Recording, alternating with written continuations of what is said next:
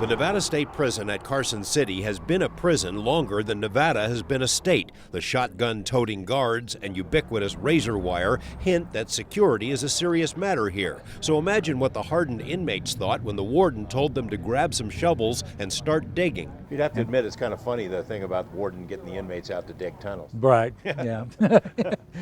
Mike Budge knows it isn't something they teach in Warden 101, but he had a feeling the inmates might get jazzed about a search for a hidden cave, and he was right. Budge, a history buff, has seen all the old photos, postcards, and etchings about the cave and the mystery footprints sealed inside. As a corrections officer 24 years ago, he even helped to seal it up, presumably forever. When he returned as warden, his interest was piqued because of a surprise visit by 95-year-old Art Bernard, who was the warden 50 years ago. And he came out and he stood right there and said, the footprints are in that cave right there. Well, this is all walled up, you know. So, oh.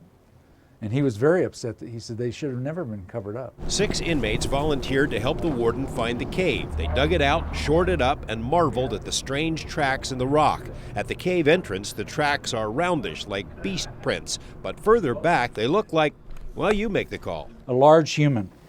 You've heard that story. Yeah.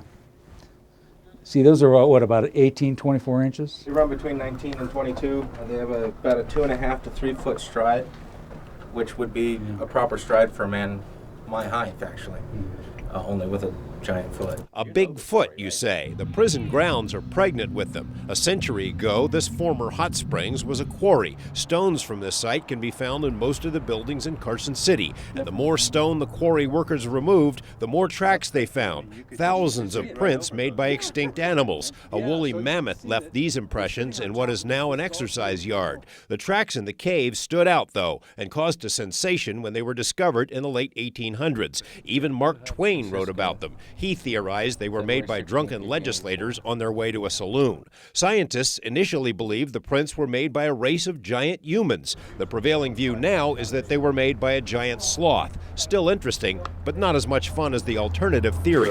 This is a Holy cow. outline of the giant footprints from the state prison.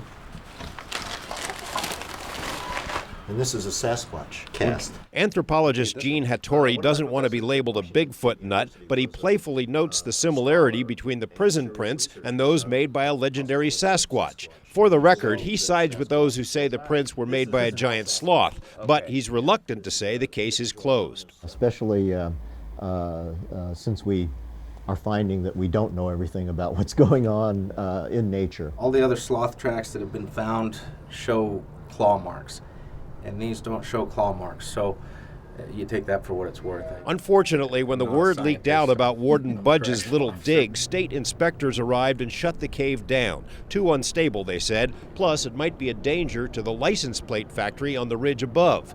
Budge hopes the cave is one day accessible for students and scientists, and even though it's off limits for now, he's not going to let anyone fill it back in. This goes back millions of years, you know. You're talking about millions of years, but you can see he did a good job. Tankis did. What would you do with this?